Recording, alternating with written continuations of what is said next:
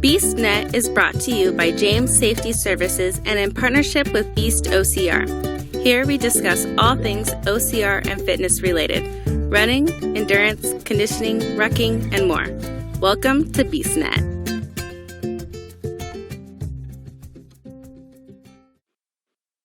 Hey everybody, it's Mike with BeastNet, and on this episode I've got with me Matthew Rainwater and Stephanie from Pennies Per Quarters.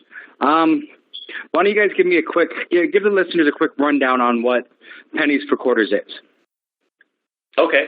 So I'm Matthew. I'm the president and founder of Pennies Per Quarters. We are a 501c3 nonprofit with the mission of building a community of tiny houses for the homeless veterans that are in the area up here in Port Angeles, Washington, Collin County. There's an estimated 100 to 200 homeless veterans that live in the area between Collin County and Jefferson County, and our goal is to get them housing, temporary housing for about 2 years, and provide them with counseling and services and everything that they need that we can do to help them get back on their feet and get their own housing and get jobs and go from being a homeless veteran to being a housed veteran of their own choosing. That is awesome. That is really awesome. Because I know that's one of I know I've dealt with. My background, I work in construction. I'm a safety professional for the AGC, the Associated General Contractors, and we worked with Vulcan about a year or so ago, and they built a whole bunch of tiny houses, and just seeing how they're built and, what they're used for. And it's so hard for people to get a job when you're homeless because you don't have an address. And that's, one of those great things these tiny house communities do. They give an address. So, there's this whole hierarchy of needs. And basically at the bottom line is no matter what your needs are, the first one is a roof over your head. And if you don't have a roof over your head, you're not going to concentrate on getting any of your other issues resolved. So we aim to provide them with a house with a roof over their head, and help them if they come to us with like addiction issues. A lot of the homeless veterans are having addiction issues or mental health issues. Once we get a roof over their head, helping them get those other issues under control so that they can get their lives back under control and overcome the adversity that got them in that position. That is awesome. Well, thanks. So, it's a great cause. I mean, it's one of those ones you hear about a lot of organizations raising money for this kind of thing, but none of them with a plan.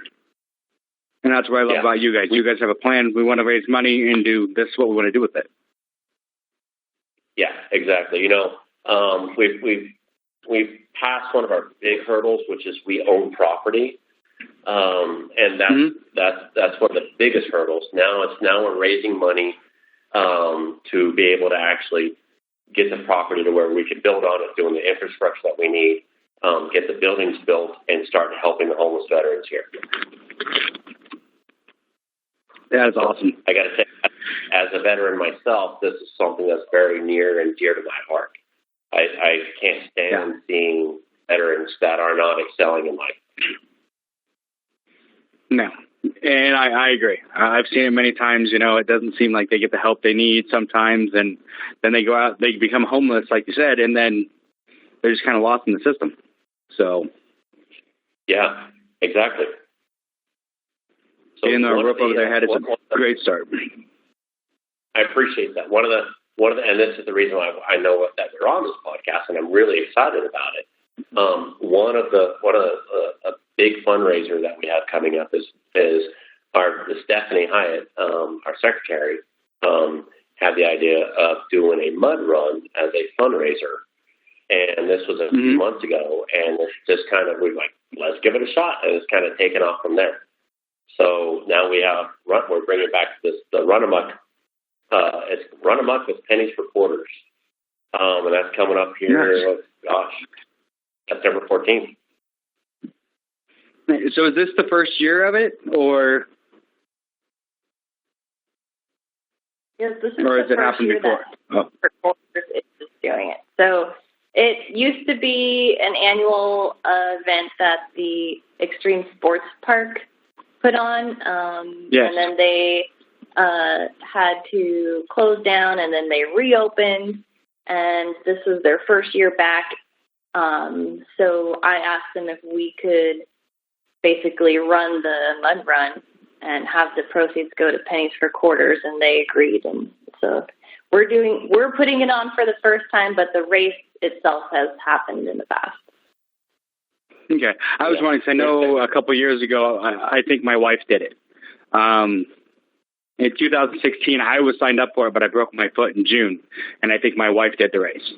So, yeah, it was a fun one. It was in the... Is that the one you basically guillotined your foot? Is that the one you basically guillotined your foot? Yeah, when I broke my foot 2 years ago, yeah, I basically guillotined it. So it was a nice, yeah. So, but so I missed that race, but my wife and my kids got to do it. Well, that's cool. They took a couple years break, and I don't think they were planning on bringing it back. But when we approached the previous organizers about our idea, to their credit, they were totally on board. And they gave us license to use the Run Amok name because it's already well known, at least in the local area. And so, we're kind of billing it as bringing Run Amok back. This is our inaugural Mud Run fundraiser. In the past, I don't think it was ever a fundraiser for a nonprofit, so that's a nice twist. And there's been a lot of excitement about it. We're getting really excited about it. It's a lot of hard work, though. Oh, it is. It is. So, and I applaud anybody that takes up this kind of adventure. So, I mean, it's a great idea. What kind of, are you going to stick to kind of some of the obstacles that they had there before? Or are you going to bring in your own, or what are you guys kind of doing for the obstacle side of it? Or is it all just going to be straight in the mud?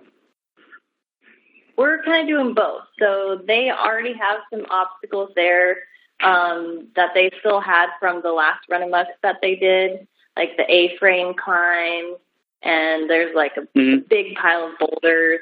But we're also going to be building some of our own obstacles. So actually this Saturday we're building our tire wall, which is going to be like a vertical wall of tires that you're going to have to climb over to get through. We'll be adding a wall that you have to climb over. And our theme is, because we're a nonprofit for veterans, we're kind of doing a boot camp type thing. So we're trying to have obstacles that, make you feel like you're going through boot camp. Yeah. Along those lines, where, I'm going to get word back from the local Army and Marines, and we're working on getting them to participate and do teams. We're doing up to teams of 10, but also we're going to have some active duty military at some of the obstacles acting as drill instructors or drill sergeants to yell at people and motivate them, help them get the energy and the motivation to get over or get through the obstacle. See, now that sounds like a blast. Yeah, everything you're telling me is making me want to do this more and more. So, do it. We would love it.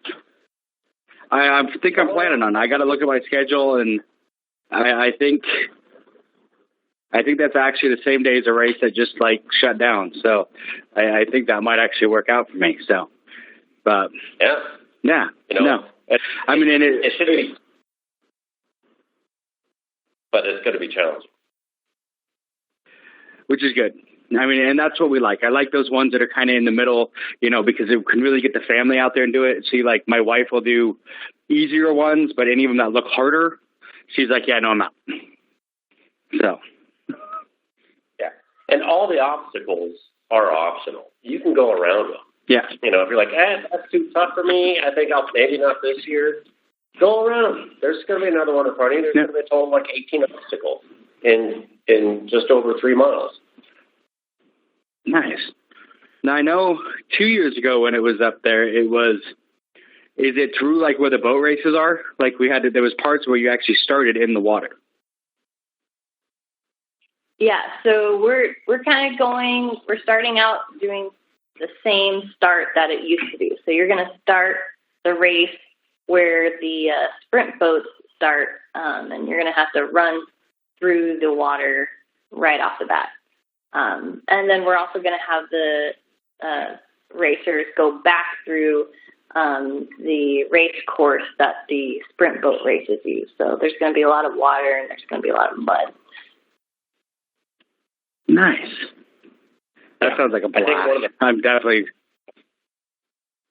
Yeah, one of the first obstacles you're going to hit outside of the where the boats race is going to be the slide. We're going to have there's a big slide that's going to be lined with visqueen, and we're going to have water in there. Maybe we'll have soap, maybe we'll have mud, but people are going to have to slide down it, and that's going to be a good mood setter because by the time you're at the bottom, you're either wet or you're wet and you're muddy, and you might as well just keep going. Yeah, that's awesome. So, not to say what gave you the idea to do this? I'm going to leave that with Stephanie. It was her idea, so I'm going to let her talk about what her motivation was in suggesting it. Yeah, so it kind of just, I guess, dawned on me one day, like when a light bulb going off in my head. I've done a lot of mud runs myself in the past. I did the Tough Mudder, and I've done some other mud runs in Oregon too. So it's something that I personally enjoy. So there was also kind of a little bit of a personal motivation behind it because I knew that we had the Run Amok here in the past, but it wasn't happening anymore. So one day we were brainstorming ways to raise money for our organization, and I was like, why don't we do a boot camp mud run? And that's how it all got started. And of course, anytime you have an idea, then you inevitably get put in charge of making it happen. So now I'm in charge of making the mud run happen. So we're getting it done. That's awesome. And I will say this, because actually this was brought to us by, I don't know if you've heard of the Beast Obstacle Course Racers. That's kind of, who we represent most of the time. It was one of the Beasts that brought this to us, a friend of ours, Lisa, who lives over in that area. So, any help you need from us, reach out to me or Dawn, and we'll find ways to help you if you need it. So, especially like if you...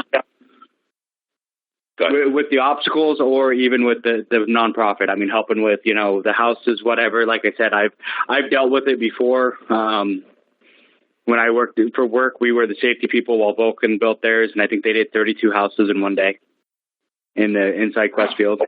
It was really cool. But they brought in, Vulcan, I don't know if you know, Vulcan's Paul Allen's company, before he died. And that was, so he brought in people from all the different Vulcan companies. So there was probably 300 people in that building, building these houses. So it was pretty cool. But so, if you need help towards the end for building, I can, work with the Beast and, depending on how you do the build, any help you need, let us know. Cause that's an awesome charity. That's incredible. And that's an amazing offer, and a huge shout out to Lisa for bringing us to your attention. I just want to say thanks. Yeah. I don't know who you are, but reach out to us. Let us know who you are. And if you have already, then I'm sorry. But thank you so much to Lisa. Yeah. So I was trying to think of any other questions I have for you. What's your time frame on the plan on this? As far as the mud run, or as far as the building for the tiny houses? The building for the tiny homes. The mud run, it's September 14th. We know that's going to be in September 14th, right? Yeah. So we know that, when that's going to be.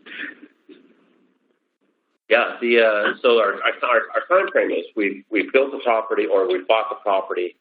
We're hoping loosely to be able to break ground spring of next year, and then build the infrastructure, everything that we're going to need, because there's going to be a lot of work that has to be done to be able to build this community.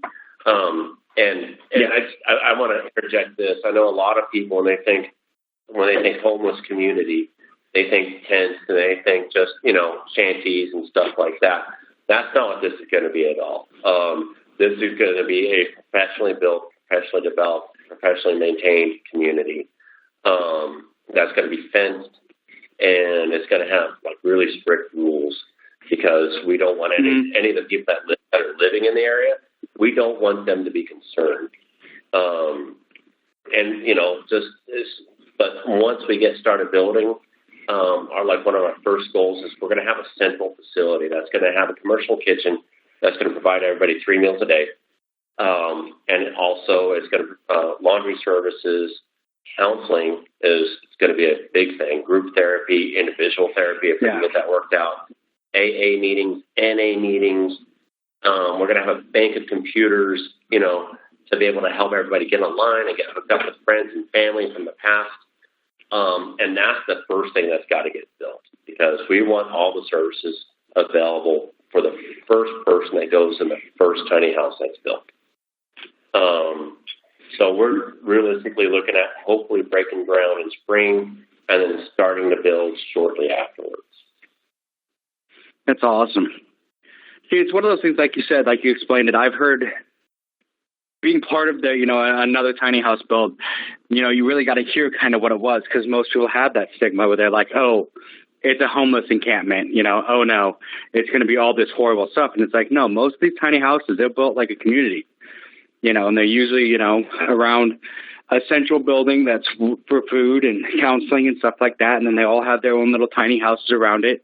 And it gives them a roof over their head and a chance to be better. So, and that's what it's what it's all about. So it is awesome. It is, yeah. And I just want to give a huge shout out, if I can, to my board. I've got an incredible board of directors. I've got one person, one of the people on my board used to be a homeless veteran. Worked his way out of that and started working with the Washington Department of Commerce, helping homeless veterans. I've got Stephanie here is an attorney. I've got another board member that's a counselor, and is a case manager. I've just got an incredible board. I'm really fortunate for that. I wanted to give them a big shout out while I could. That's awesome. And I mean, that's what it's all about. I mean, it's about the team. I mean, no one person can do something this big by themselves. I mean, it takes a team and a good team to do it. So that's awesome. Yeah. It is. Yeah. It is. So tell us a little bit more about the mud run. So it's September 14th, which for those that are listening, that means it puts it in between the two big ones, on the weekend in between the two big races in September. So how it's like I said, September 14th, how much is it? What kind of stuff like that? And I mean, how, what's going to be happening at the race? Yeah, so I can give you some more details about that. Right now, the tickets are, if you buy a ticket for an individual adult, it's $45. It's $30 for kids that are between 13 and 18. On race day, the price is going to go up. We're also going to have an area for kids that are under 10 to just like play in the mud, basically. It's going to be a mud playground. We also, another thing that is a little different with our race from other races that are going on right now is that our last heat, which is at 2:00, we'll let people run with their dogs. So you can run amok with your mutt, and it's just an extra $5 for the dog. If you check out our Facebook page, we have some awesome pictures from the last mud runs that people participated in with their dogs, and the dogs just love it. So the actual race is going to be a 5K. We're going to have at least 18 obstacles, including the tire wall, the A-frames, a bunch of mud pits, boulders to climb over, a giant pile of tractor tires. So all kinds of fun encounters during your race.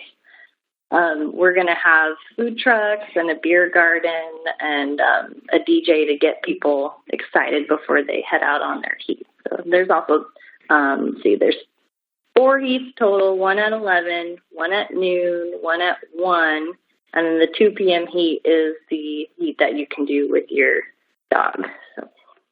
Yeah, and nice. Also it's important. Yeah, the DJ is, we're going to try to get them there for the entire time.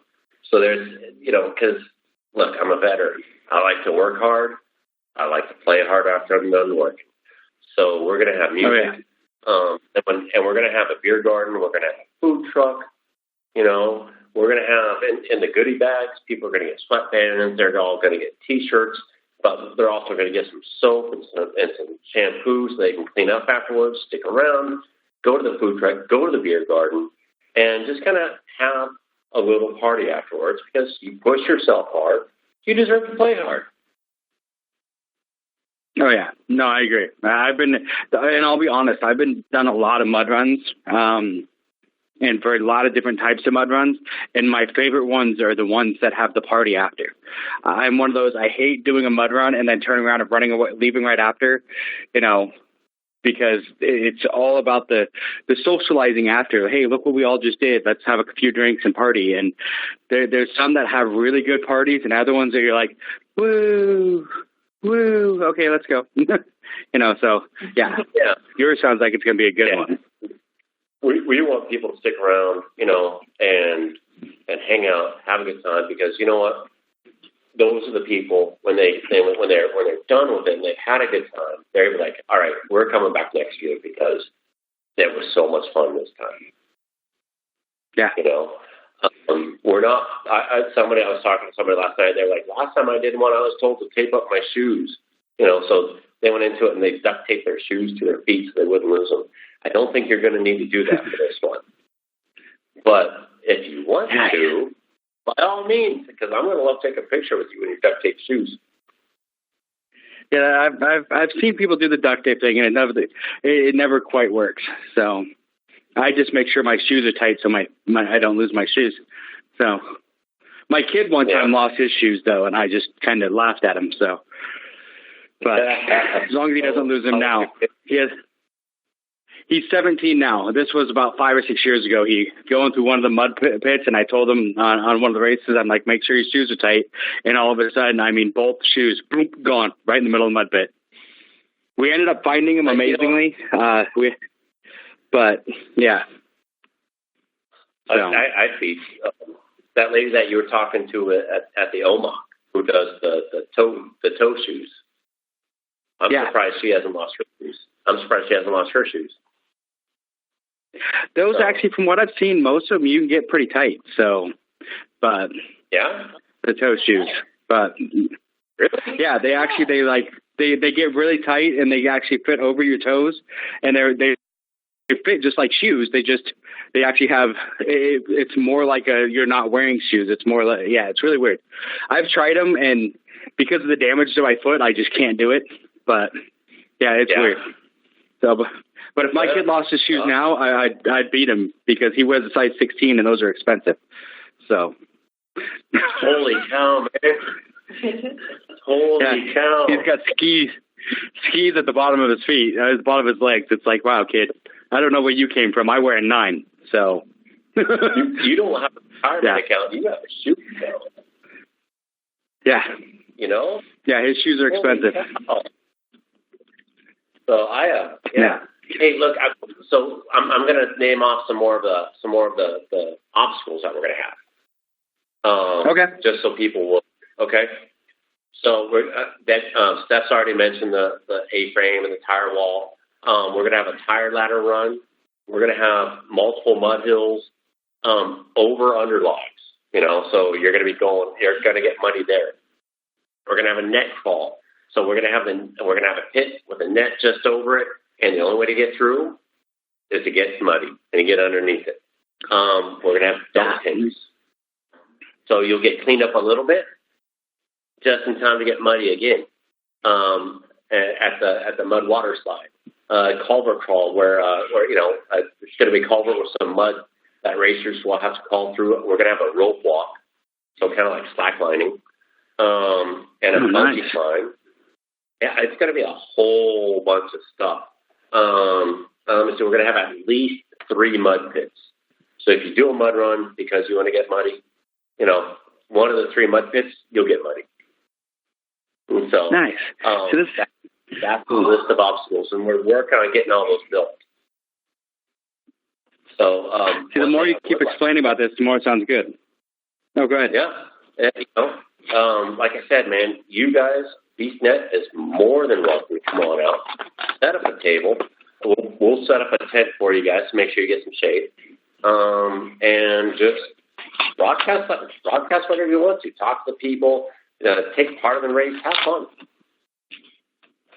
I think we might. That sounds like a good idea.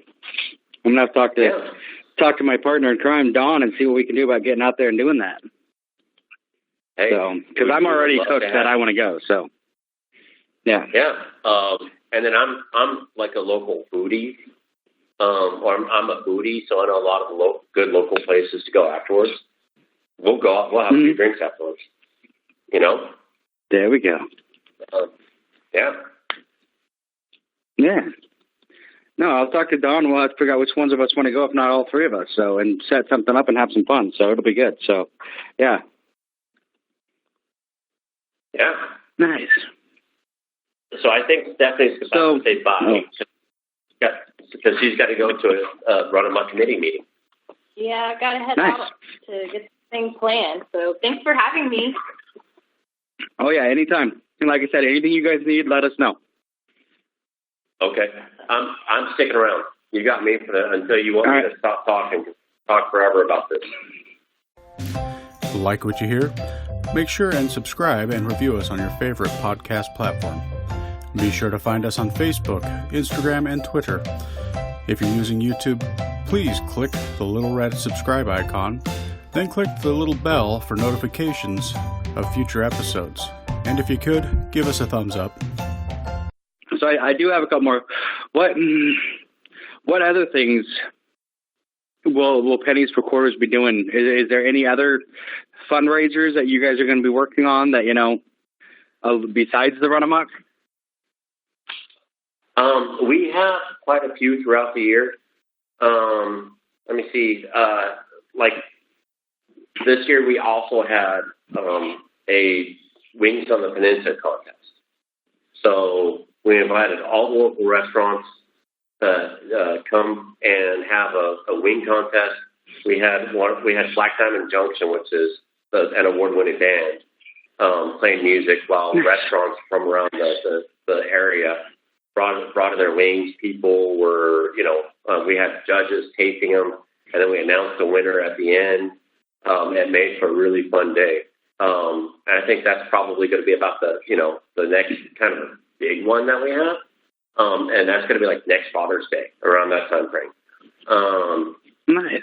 But as far as the rest of this year goes, this has been so time and labor intensive that it's going to be the last big one that we have. And we're kind of that this becomes our inaugural / annual big money fundraiser. Yeah. And so, but as far as in the future, there's some that every year we have, we have one with Black Diamond Junction plays, and we have auctions and silent auction items and stuff like that. If you like wine, there's a local winery that, Harbinger Winery. We always have a fundraiser there where we get a band to play some music, sell some stuff. You get great wines and have a good time, and with great auction items. So that's kind of the fundraisers that we have. And we're only a couple years old.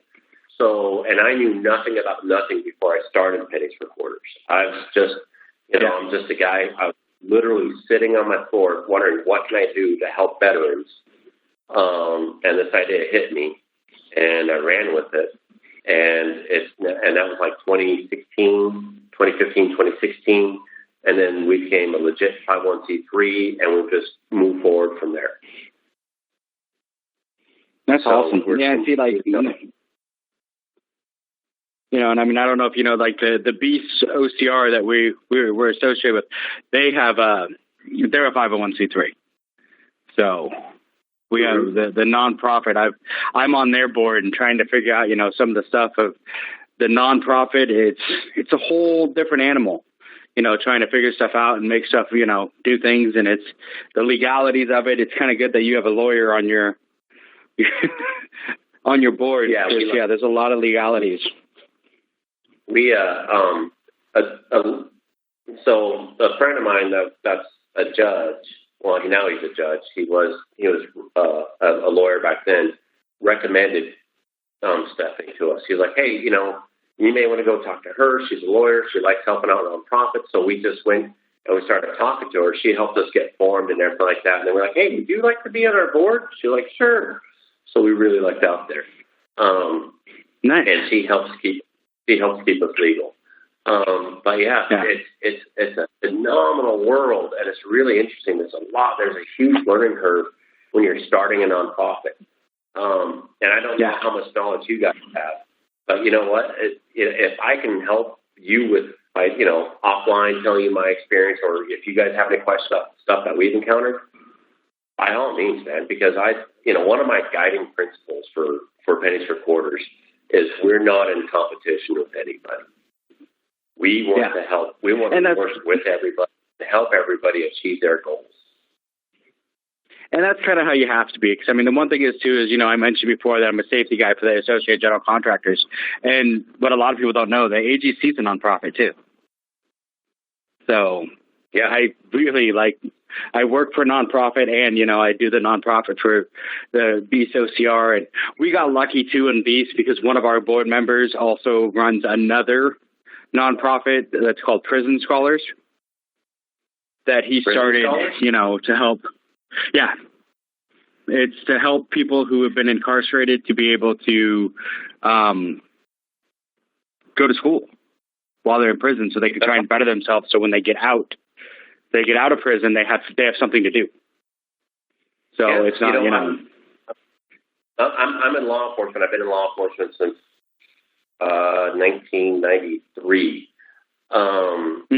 And that's a great goal is, because education is key to getting people out of a rut, out of a cycle, to help them break that cycle that they're in. So that's phenomenal. Yeah. Yeah, and that's kind of what Dirk does. He's a guy, and actually he's one of those guys, if you met him, you would never guess, but he was in jail for a long time for, making mistakes. And while he was in jail the last time, he's like, I don't want to do this again. And so he found a way to go to school and get his degree. And he's like, this is what I want to do with my life. I want to make sure that other people can do this, to break the cycle. And that's what it is. It's a cycle.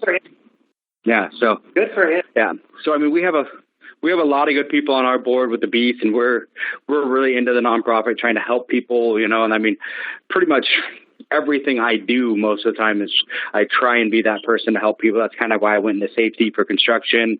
I'm working with the Beast right now to build a specialized first aid CPR class that will be recognized by ASHI and HSI that will be geared towards OCRs and hiking and stuff like that. But will only be a 6-hour class, rather than, because Ashley has a 2-day, 16-hour, outdoor CPR class, first aid CPR class. But we wanted to do something that's more like OCR and hiking that more people are going to want to do. That's only 6 or 7 hours. So I'm working on writing that and making, the Beast their own training center for that. So, I mean, it's really interesting with the things you can do with a nonprofit, but also the legalities of it. So I really love what you guys are doing, though. So it's good to talk to another group doing some great things. Thanks. I appreciate that. Sounds like you guys are doing great things. This is almost like a match made in heaven, man.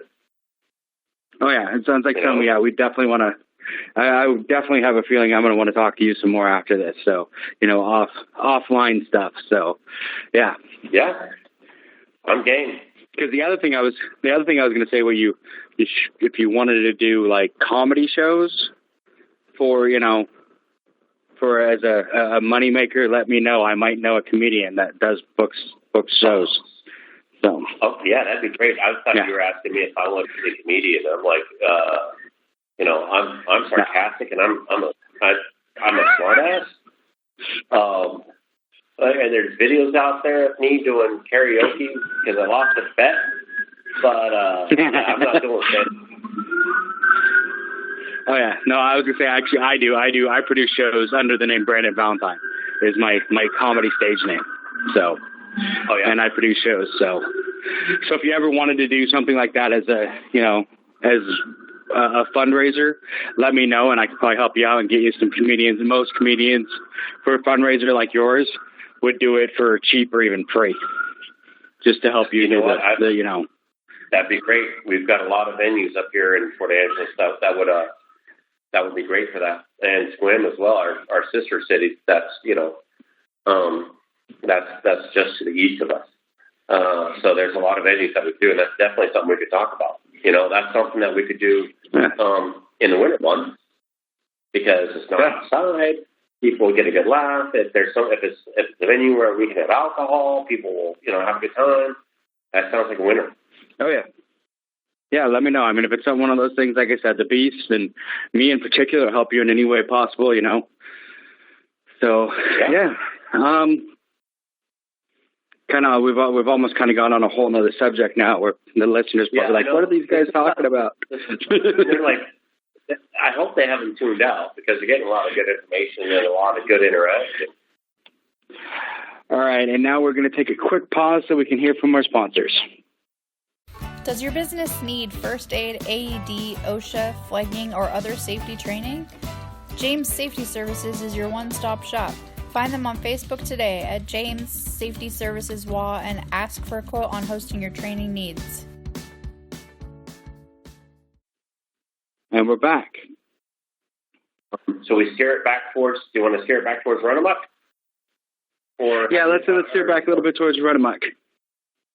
Okay. So towards Run Amok and your nonprofit, because I mean, like I said, Run Amok's amazing, but the nonprofit that it's getting money for is amazing as well. So we'll steer it back towards there. I really appreciate that. That this is it's interesting. I've seen the local community and even people in Seattle when they hear about the Run Amok and what it's for. They get really excited about it, and so we're looking forward to it.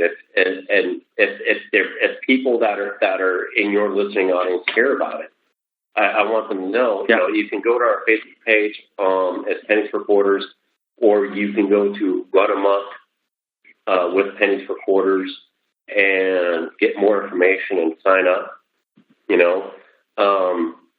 A local hotel for those that are worried about getting that coming here and that are from out of the area. The local Red Lion is setting aside a group of rooms for people that are here for Run Amok. They'll get a discounted rate. Yeah, so that's awesome. And they'll be able to get more information on that on our website here shortly. Just sign the agreement to make it official today. So there's going to be a special code that they're going to have to get. They can get that by going to our website or going to our Facebook page. Nice. So but I got to say I'm really excited about Run Amok. I've never. Okay, so I was in the Army for 8 years. My prevailing philosophy when it comes to running is if I have to run for more than 2 miles, okay, I'm going to stop and turn around and shoot whoever I'm running from. And so a 5K is about 3 miles. And I'm excited about doing this. Okay, and a little bit of my background. I've always done like the Insanity workouts or the T25 workouts. Those are what I'm really into now because they're a half hour long, but they kick your butt. Yep. I'm trying to keep from having to bleep out stuff. So, no, that's good. And last year I had a heart attack And last April, I had a heart attack, and then I wound up having a quadruple bypass. So I'm really looking forward to doing this run amok as a personal challenge, saying, hey, I've overcome that stuff. And I just want to throw a challenge out. If you're out there and you've thought about doing a run amok and you've never done one before, look, if I can do it after having a heart attack and a quadruple bypass, you can do it. I don't care what shape you are in. I don't care what your fitness level is. Come out and do it. Push yourself. You'll have a good time, and I'll be looking forward to shaking your hand at the end of the line. See, you're getting me more and more excited about this race. It sounds amazing. So it's going to be so much fun. It's so much work, because we need volunteers. We need volunteers to help us build the obstacles still. We need volunteers for the day of the event to manage parking and safety and all that kind of stuff. It's a lot of hard work, but it is so going to be worth it. Oh yeah, it sounds like it. So you mentioned a couple times that you're in law enforcement now, right? I am. And that you were active Army at one point. I was in the Army from 1988 to 1996. So that's kind of where your passion for this kind of starts. You are a veteran, you've been through it, and to see your brothers and sisters living on the street, dealing with what they've, mentally and everything else that they went through, out there, and that's kind of what got you going on this. Yeah. Excuse me. So I got tired of hearing about the veterans killing themselves in the parking lots of the VA hospitals because they could not get help. Yeah. And I just got fed up with it. I'm the kind of guy where, if I see an issue, I want to address it. And this is just one area in the community where I'm active. But I was like, and I'm like, okay, what can I do to help the situation? I'm one guy. I can't change the government. I can't fix the government by myself. No. So what can I do as one person? And I was literally sitting on my living room floor in my apartment, pondering the question, and then the subject of homeless veterans came to my mind. And I'm like, if a lot of these people that are asking for help and they're not getting it, they're killing themselves in the parking lot because they have no place else to go. What if they had someplace else to go? What if they were not homeless? And so then I came up, that's just the idea of tiny houses sprung into my head. Tiny houses, I'd heard about them, but I didn't really know a lot about them. I said, what if I could build tiny houses? What if I could get some tiny houses built? And literally that was as far as my initial thought process went, was let's build some tiny houses, give them some help, and give them a roof over their head, and then they can straighten their lives out. I had no idea, I had no clue the depths of the issues and the problems that we would be facing and the challenges that were out there. I started talking to who's now my vice president, Debbie, and she liked the idea of the tiny houses concept, and so we started having meetings with people in the area, like we have Peninsula Behavioral Health, and we went out and talked to them, and they told us a lot of the issues that the homeless were facing as far as the mental health wise and addiction wise, and it sounded like it was going to be a really big problem, like a really big hurdle to overcome, helping people deal with that. And I could either back down or I could say, well, I'll help them out with that. That's the issue. If that's the issue, let's help them out with it. And so we chose to continue on and pursue it. And it's just, it's just knowledge. It's just one thing that we learn after another. Initially we weren't planning on having a commercial kitchen and providing everybody 3 meals a day. But then we learned that really helps as far as making sure that they're ensuring that the people that are part of the program are getting their nutritional needs met. you know, and we're not just talking homeless veterans that are out that are single and out there by themselves. We're talking homeless veterans that are out there with their wives, with their kids. And so we're like, we've got to develop a program that's going to be able to accommodate everybody. And so that's what we're doing. You know, we're going to have a certain amount of tiny houses are going to be up to 400 square feet. That'll house a family of 4. And then the other ones, you know, the ones that are just for the single homeless veterans, or maybe they have a wife or they have a girlfriend or a boyfriend or whatever. Those are going to be 240 square feet, but be able to house them comfortably and while they deal with their issues and overcome the obstacles, the adversities that are facing them. And that's really what it boils down to, is what can we do to help them become successful in their lives and overcome those adversities? And we're going to do it. See, that's what's amazing. Yeah, and that's what's amazing is, I mean, they threw, you know, and it kind of goes with the run amok. I mean, they threw an obstacle in front of you, and you were like, cool, how do I get over this? How do I get past this and make this still happen?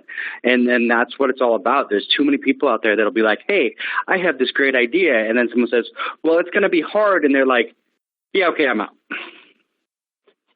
Where, you know, you were... no aspersions upon those people that are like, okay, wait, you know what? I have this great idea. Ooh, it's going to be a challenge. And maybe that's not the one for me. You know, no aspersions upon them. And kudos to them for even thinking about it. You know, volunteer with somebody who is doing something with an issue that you care about, and help out those people, help them be successful, and get fulfillment out of that. And I'm just going to throw this out there. You'd never guess that I'm like super conservative, but anyway, you can edit that one out. But anyway, but it's really about, you know, overcoming the challenges that are facing you, where you feel like you are helping and making a difference and being productive, and helping those that are around you to be productive. You know, and that's also kind of the mindset with having the drill instructors out there at the obstacles. If somebody's coming up to an obstacle and they're looking like they can't, like, maybe I can't do this one, that person who's going to be acting as a drill instructor, he's going to be right there. He might yell at you. But he's going to motivate you and help you overcome that obstacle during this run amok. And that's just going to be phenomenal. You know, people are going to come up to a challenge, come up to an obstacle on this and say, I don't know if I can do this. And then they're going to overcome it. And maybe they'll be like, wait, I did something that I didn't think I could do. I can do more than I thought I could. This is incredible. I'm moving on with my life. Yeah. Or maybe or maybe fall off the tire wall and break a leg. Who knows? Hey, no, that won't happen. None of that happens. No, and that's what's great. I mean, you had a really good point there about, you know, when I said that people are like, oh, wait, this is going to be hard. I won't, maybe not. That is a good thing to do, is to say, hey, you know, let me find somebody else who's doing something, either what my idea was or something similar, and maybe I can help them. Volunteer, help somebody else. You know, you may not be equipped to be the person who sets up the plan, sets up the company, and do all that, but you could very well be equipped to be the person that volunteers and helps the person that did do that. So that's always the next step. If you can't be the person running it, find somebody who's already got one that's established and help them, or find somebody who's trying to get one established and help them. And I mean, there's always something you can do. Exactly, you know. So. And I got to say, you know, there have been many times throughout the last few years where I thought, wow, am I capable of actually helping to make this happen? And the simple answer is no. Me alone, I'm not capable of making pennies and quarters happen. But you know what? That's where you talk to people and you get people, you impart your vision to people, and they pull up alongside you and they help you accomplish that vision. And that's what it's all about, you know? And that's, I mean, you know, also the team concept for Run Amok. You know, maybe somebody out there is like, I'd like to try this, but I don't know if I can do it. You know what? Pull together 9 of your friends that will help, and you stay together and you help each other accomplish this. And you sign up as a team. It's $30 per person for a team of 10, and you guys come out here and you rock this run amok and you accomplish it, and you go through every single obstacle you can, and you get muddy and you get dirty and you take pictures at the end and you feel like you accomplished something and you met a challenge, and then you go out and you have a beer afterwards, and just bask in the glory of it.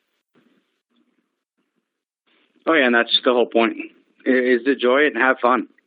I mean, go out there. I mean, It's one of those things, if you can't help, part of it's doing an event like this. Go out there, pay the, $30 or whatever it is, and, do the event. You're helping these veterans. You're helping you help the veterans. And, I mean, that's awesome. So. Yeah, we're fortunate. We've got, it's going to be a really good time. That's September 14th. The weather hasn't quite changed to getting chilly yet, but it might be a little bit cooler. But that's why we're doing the first heat, at 11 as opposed to like 8 or 9 o'clock in the morning, because we don't want people getting hypothermia or something like that while they're running through this. But so we're gonna start it later. It's going to be a really good time of year. Rain or shine, it's going to happen because you're going to get wet anyway. Why not run in the rain? Yeah. Then the rain's just helping wash you off early. So it's like a shower while you're racing. Yeah, exactly. Exactly. Carry your bar of soap. And like I said, I mean, the timing's actually perfect. It's right in between two of the two major, I call them the major races, but the major races that are coming to Seattle in September, one of them's the weekend before, one's the weekend after. So you're smack dab in between them. So it's perfect timing. So, for people to go do it. I would like to do I would like to do the one in Seattle the weekend after, but I'm going to be in Georgia skydiving. So. Oh, lucky. One of the things on my bucket list, and to do that someday. You know what? They do it in Shelton. They do it. I know they do. And I've thought about it, and one of these days I'll do it. I've done the bungee jump, and I haven't jumped out of a plane yet. So. Well, you know what, dude? Let me know, and we can hook it up, and I will go out there, and we can skydive together in Shelton. All right, I'll have to look into that. I will let you know. Okay. So maybe we can talk more about it on the 14th when I'm up there. By all means, please do. I'm looking forward to it. So I know we're running short there. Can I give a couple of shout outs? Yep, if that's okay. Go ahead. Okay. So as for participants in the race, they're all going to get a goodie bag. The goodie bags were provided to us by Sound Community Bank. They said, we want to do whatever we can to help this be a success. You want goodie bags? Here's 300 goodie bags. So we didn't have to spend money fast. So that was awesome. And then we've got a lot of the local builders, the Hartnagel Building Association, or Hartnagel Building Supply. I'm sorry. They are giving us, we're going through them for all our stuff to build the obstacles. They are just a huge supporter of Pennies for Quarters. And they're one of the sponsors of our race. And so also we're working on getting a food truck. I don't want to give out the name just yet because it's not 100% guaranteed. But it's a local restaurant that is always busy. Once it gets 100% guaranteed, I'm like 90% certain right now. It's going to be, they have just incredible food. There's always lines out the door for their food. So those are a couple of shout outs that I really wanted to give, was for Sound Community Bank and Hartnagel, because they have just always been phenomenal partners for us. And Harbinger Winery, we're going to try to get some of their wines out there for the people that want to drink wine after a mud run. We'll have a few bottles for them. But that seems kind of odd. So we're not going to have a whole bunch, but Harbinger Winery is excellent. Thank you so much. But there are the wine drinkers. Right. Yeah. Oh yeah. I mean, anyone who's helping out on this, they deserve a shout out. So, no. Yeah. They've always. So anyway, and then let me see. Is there anybody else? No, I don't have any more shout outs I want to give that I can think of right now. And I'm sorry if I'm forgetting. If I'm forgetting somebody, please account it to my head, not my heart. Oh yeah. There's always somebody that you forget. I mean, it's one of those that, and then afterwards, as soon as we're done recording, you'll be like, shoot, I should have said this one. Yeah. So I should have said it happens. Yeah. So. Nice.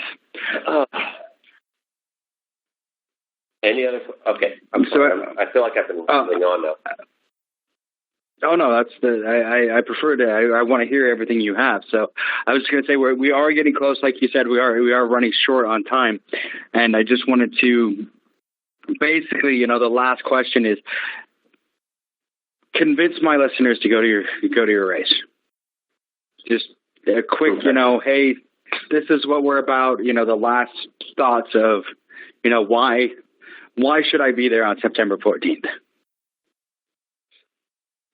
You should go over every obstacle, do whatever you can to be here on September 14th. I don't care what else you have going on in your life. It's not as important as being at Runamuck on September 14th here in Port Angeles. And the reason why is not only are you going to have a really good time, a really fun time, but every dollar you spend is going to go towards helping us with our mission of building a community of tiny houses for the local homeless veterans and getting them back on their feet. I mean, the veterans are the people that have literally laid their lives down the line. They have volunteered to die for our rights, for our freedoms. And the government has failed them in a huge way in many cases. And we're trying to right that wrong. We're trying to do what we can. And you can feel good not only about challenging yourself and overcoming your personal obstacles or the obstacles on our course, but you can also feel good about helping the homeless veterans that are in our area. And it's just a good time and a good feeling all the way around. That's awesome. I'd heard about this run, and now talking to you and spending this hour talking to you and Stephanie, now I definitely, this is on my calendar, and I will be there on the 14th. So, thanks. And mentioning Stephanie, I got to give her another huge shout out. This was her idea. I said, "It's your idea. You're in charge." She said, "Okay." She took it. She ran with it, and it's going to be a huge success. Stephanie is not just an attorney. She rides a motorcycle. She's in local roller derby. She's an incredible person, and she's like, "All right, I'm up to the challenge," and she's making it happen. She gets all the credit for this. She's doing an incredible job. That is awesome. It is so good to have people like that, on your team that are willing to help and make things happen. I mean, that's awesome. So, no. But like I said, I'm definitely looking forward to this. I do want to talk to you some more offline soon, about some of this other stuff that we mentioned. And I think, yeah. By all means. And if you guys want, we will have a tent and we will have a table set up for you guys. You know what? I'll buy you your first beer if you want, if you drink. Oh yeah, I do. And I do. Don doesn't, but I do. Huh? Wait, I would say Don doesn't drink, but I do, so I'll drink his too. I'll drink Don's, but he won't. Okay, works for me. So yeah, I'll definitely be there. And yeah, I think I'll talk with Don for sure, but I think having a booth would be fun. And then we could talk to everyone afterwards and just kind of, get some sound bites and have some fun with it. I'm looking forward to it, man. I've got it. All right, perfect. Well, thank you. Oh. Okay. Yeah, I got. You have a drone? Yeah. Yes. When I'll have it at the race, and I'll put it up and try to get you guys some footage that you can post on your website. Perfect. That'd be awesome. Okay. That'd be amazing. All right. Well, thank you. Thank you so much. It's been a blast, and I look forward to talking to you some more. I look forward to talking to you, and I look forward to meeting you. All right. Perfect. Thank you. All right. Have a good one. Do you like tacos? Yes! Do you like having fun? Yes! Do you like to have tacos while having fun? Yes! Can you walk or run a mile? Yes! Good news! Beast's OCR Annual Taco Mile is back and happening now through the month of August. It's a virtual challenge that you can do anywhere. All you need is a place to safely walk or run and 4 tacos. Add in some friends and you have yourself an excellent, super fun time. For more information, head on over to beastchallenge.com and the Beast OCR Facebook group. That's beastschallenge.com. Beast OCR! Taco Mile! Sign up today. Thanks for listening to the BeastNet podcast. If you haven't done it yet, find us on Facebook. Like and share the podcast. Give us a review on iTunes or Spotify. All these things will help to expand the show in the future. This show is brought to you by James Safety Services in partnership with Beast OCR. Don't forget to subscribe and let us know what you think and what you like to hear. You can find us on Facebook, Twitter, Instagram, or at beastocr.com.